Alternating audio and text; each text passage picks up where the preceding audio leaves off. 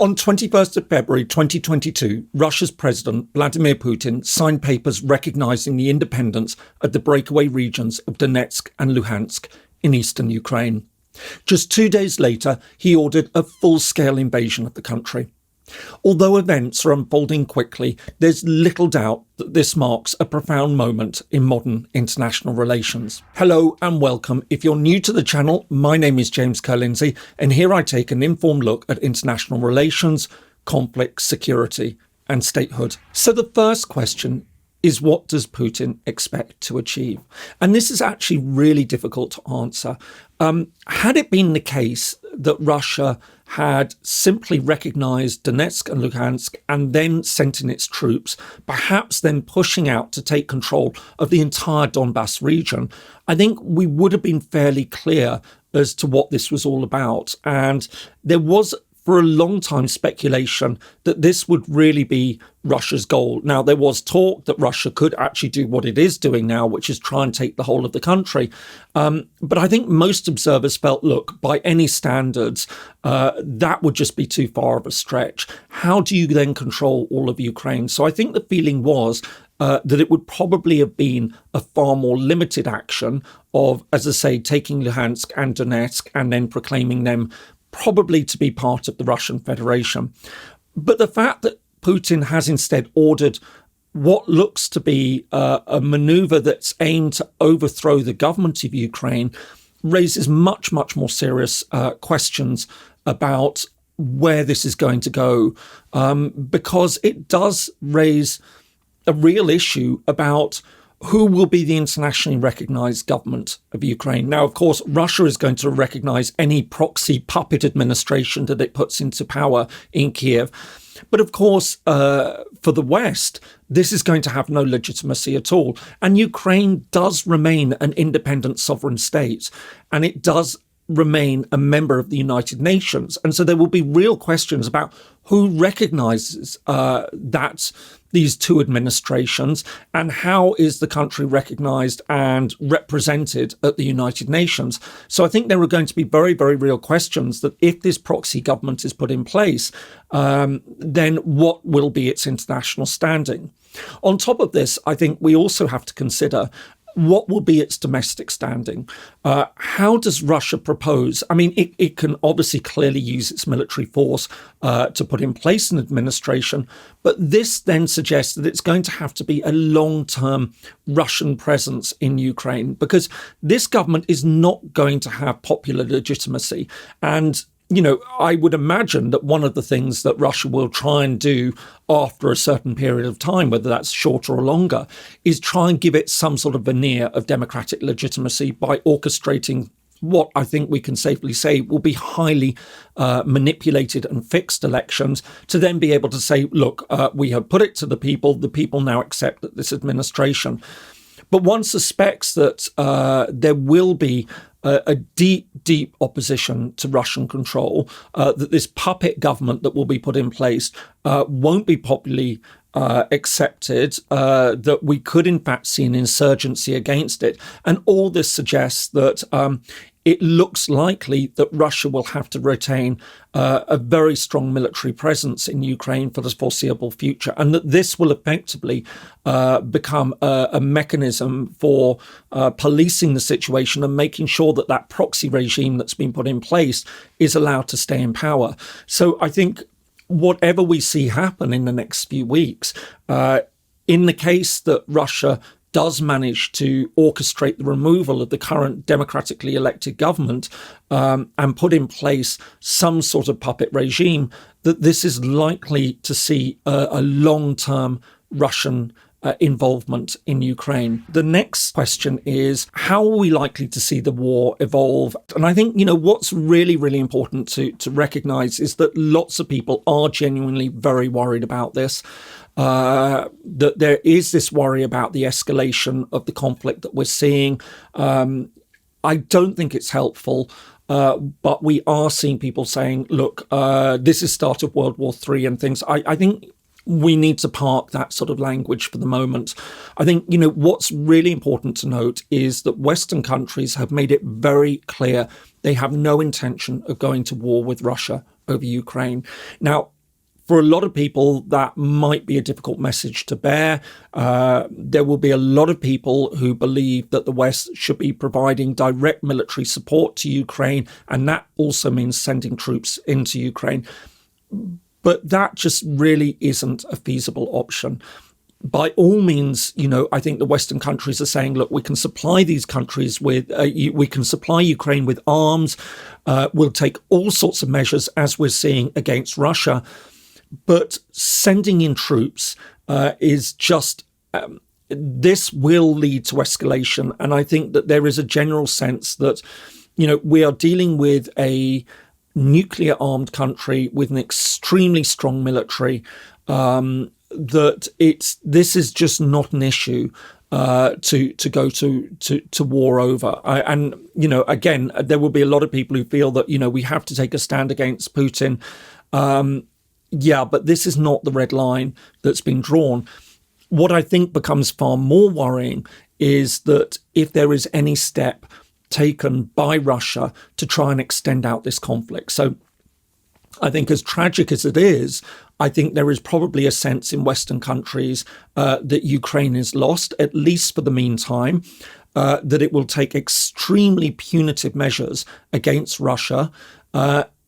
And what I think we have seen is a very clear line in the sand that's been drawn by the NATO alliance, that even if Ukraine does fall to Russia, that any further steps into any NATO member will be met with a strong response. So I think what we've probably seen here is, if you like, a de facto agreement that unfortunately Ukraine will have to be given up. But any further steps from that will be met with strong reaction. And again, look, this isn't to say that there will be no consequences for Russia for doing this. There will quite clearly be very, very severe consequences. We're already seeing that at the moment. We've seen the effects of the first measures, the first tranche of measures, sanctions against Russia, that this is going to have an enormous effect on the Russian economy. But I think it's safe to say that there is no interest whatsoever in trying to escalate this militarily. And I think this brings us, if you like, to the third question, that even if we don't see a military conflict emerge between Russia and the West, are we now moving into what we might regard as a new Cold War? And I think all indications would have to be that, yes, we are. This is something that, already we're seeing a lot of figures sort of pointing out that this just really represents a fundamental break with Russia. It's been a long time coming.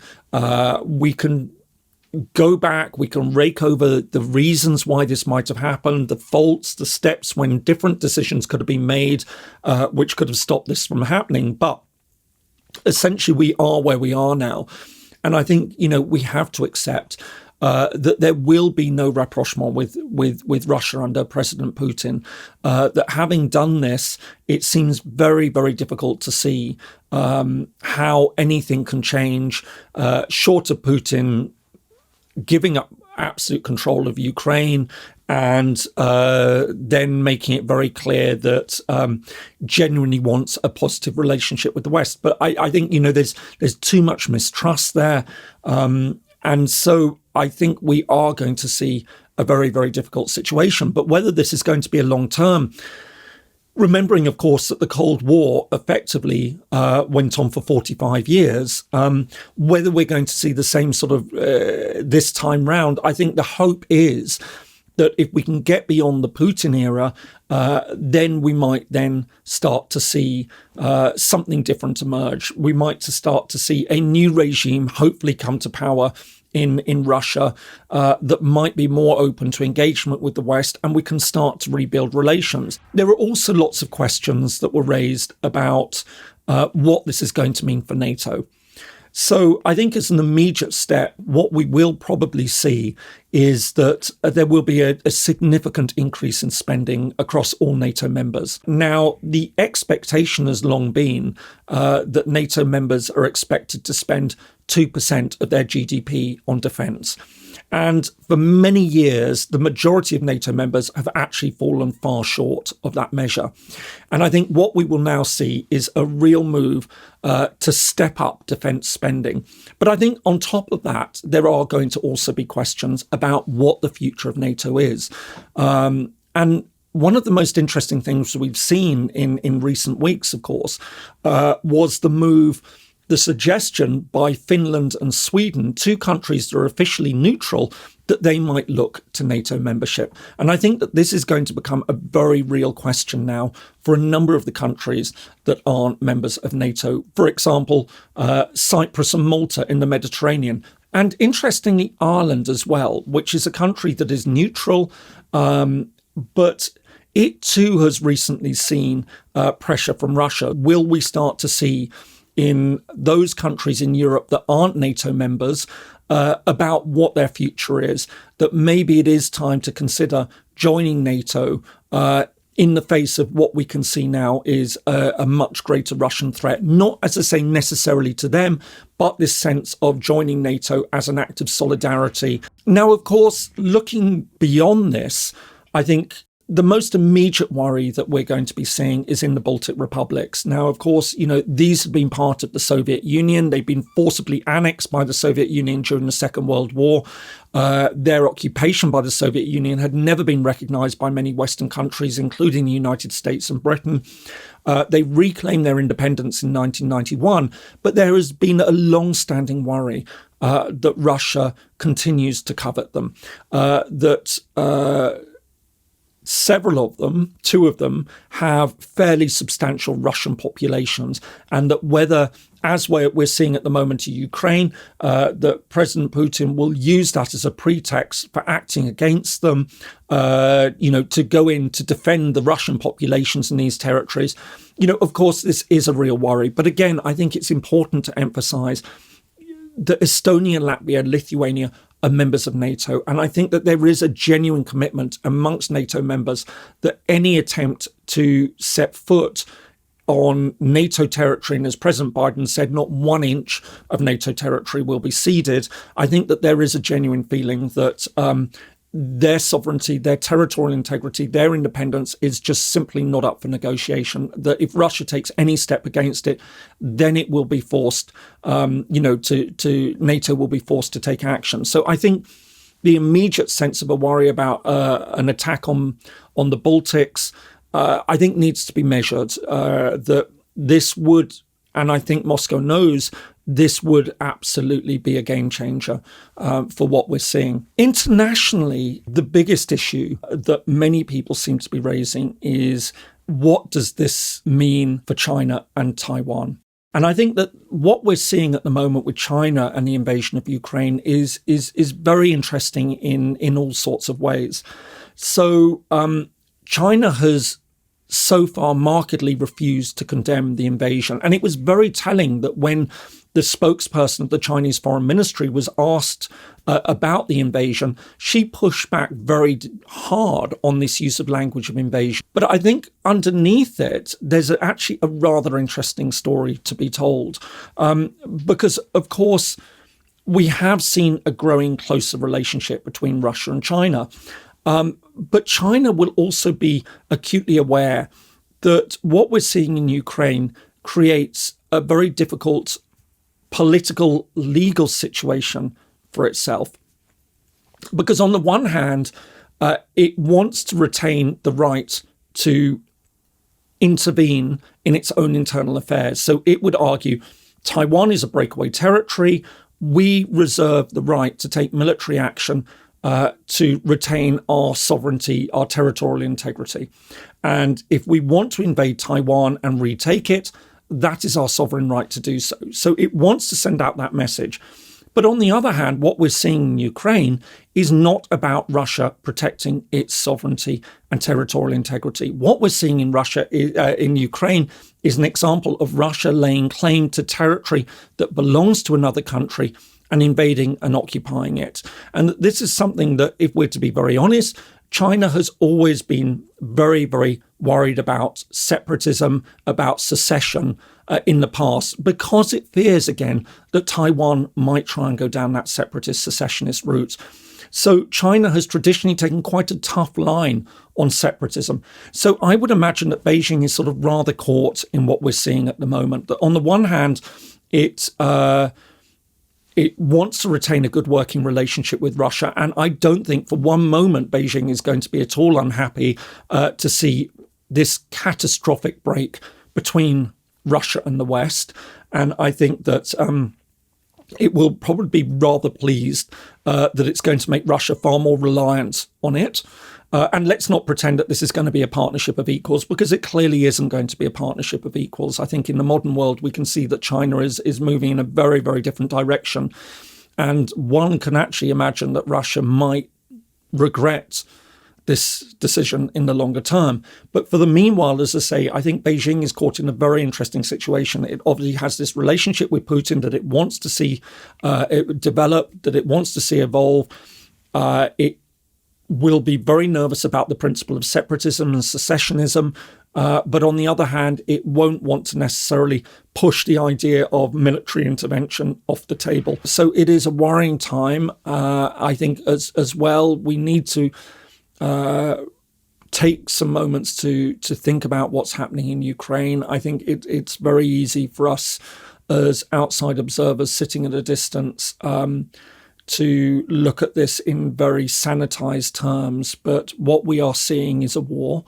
We're seeing loss of life. We're seeing people being forced from their homes, people becoming refugees, people who will be sustaining terrible, terrible injuries, life-changing injuries, that this is going to have an enormous effect on an entire country. So I think as much as it's tempting to sort of, as I say, take this sort of distant political view of the situation, I think it's also really, really important to spare some thought for exactly what's going on the ground. And I think also one final thing is, I think it also is important to bear in mind that for all the criticism that I think we can have of Vladimir Putin, and I certainly believe that, this is somebody who is now a fundamental threat to international peace and security, I think has done disastrous things to Russia, that we do see signs that many ordinary Russians stand against his rule, that we can hope that maybe at some point we will start to see an improvement of relations, that we can look to a post-Putin era. But in the meantime, as I say, those are just some thoughts on, the disastrous, the terrible events that we're seeing playing at the moment. And thank you very much for watching. And, see you in the next video. Thanks.